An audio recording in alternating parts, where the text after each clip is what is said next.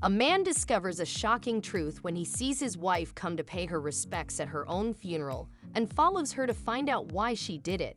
"I'm not gonna cry, I'm not gonna cry, I'm not gonna cry," Kevin Drew repeatedly chanted to himself, trying to hold his tears at bay. "My son is probably watching. I need to be strong for him." He was not going to break down, but his tears came unbidden as he watched them lower his dead wife into her freshly dug grave. Kevin would never forget the smell of the upturned soil.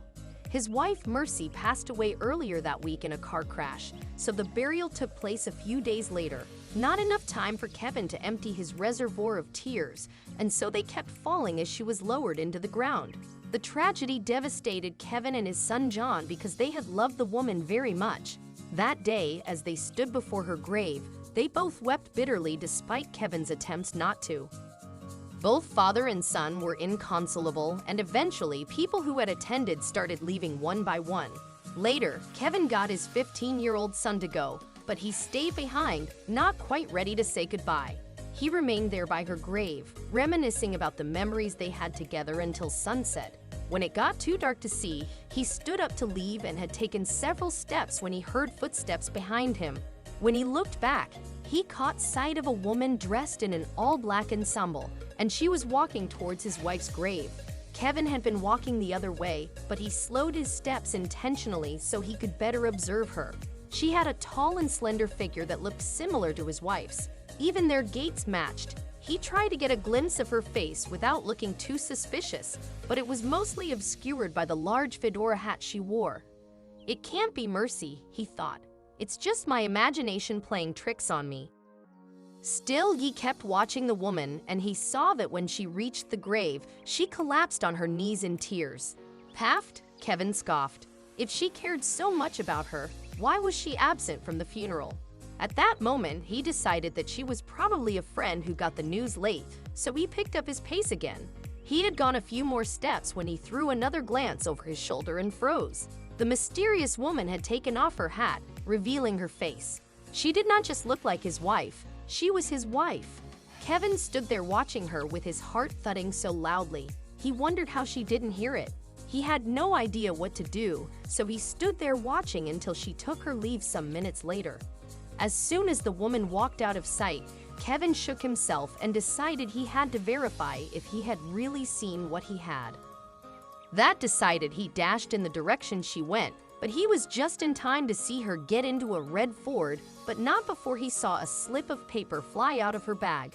After she drove off, he walked to the spot she had been parked at, and he found a receipt from a store about 75 miles from the graveyard.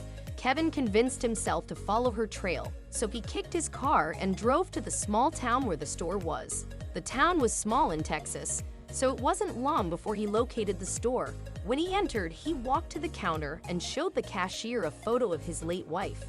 "Have you seen this lady?" he asked. "That's Mary," the cashier answered. "She moved some days ago." "Why? Is she in some sort of trouble?" "No, that's not it at all. I just want to have a word with her." "Do you know where she currently lives?" "Yes, I do. It's a small town. Everybody knows everybody. I've heard she got a room at Rosie's Airbnb. Any cab will get you there." "Thank you, Mrs. Jill," she supplied. "Nice to meet ya. I appreciate the help," Kevin said before walking out of the store. He got a cab to take him to the Airbnb, where he got Rosie, the chatty owner of the establishment, to tell him what room she was staying in. He got no reply when he knocked on the woman's door, but he noticed the curtain move. Someone had just peeped at him. Kevin stood rigid and stunned. He could not believe his wife was truly alive, but he touched her face. She was right there before him, begging his forgiveness. But for what? He rapped his knuckles on the door again, and after a few moments, the graveyard lady stepped out and into his arms. "I'm very sorry," she cried. What is there to be angry about when she lives, he wondered. Then it occurred to him that it means she faked her death. How? Why did you do this? To me? To our son, our family? He asked, his anger multiplying with every word he spoke. "Oh, baby, this is all my fault. I shouldn't have done what I did," she said. "What do you mean?" he asked, pushing her away from him, ending the hug. "Spill everything, now." "It began a few months ago when I stumbled on a woman who looked like a copy of me. She even had the crown-like birthmark I've got on my belly. Aren't those supposed to be unique? Kevin asked. You should come in, it's not a short story, she told him. It took hours, but at the end of their conversation, Kevin understood what drove her to fake her death. We got along because it was so uncanny and met up more times after that to talk about how we have the same face. One time, she revealed how difficult life had been for her since she was abandoned as a kid. Why did that happen? Kevin asked. I think our mom couldn't afford to raise 2 kids at the time, Mercy replied. That's depressing, Kevin pointed out. My thoughts exactly, and that's why I tried to support her by giving her money or buying her things each time we met. And you kept all these to yourself. I apologize for not telling you, Kev. I just wanted to be certain first. That excuse is a weak one, but continue your story, he said. She started threatening me after I refused to increase the amount of money I usually gave her. Threats? Yes, she wished to live a luxurious life, but at my expense. She believed things would have turned out well for her had she not been abandoned. I started to avoid her then, and the threats became blackmail. I couldn't satisfy her. She didn't want the small house I wanted to get her, and the money I gave her freely was no longer enough. We were in the car one day and a debate broke out. Then she threatened to kidnap our kid. That pissed me off and made me say hurtful things, which also got her furious, and we ended up fighting.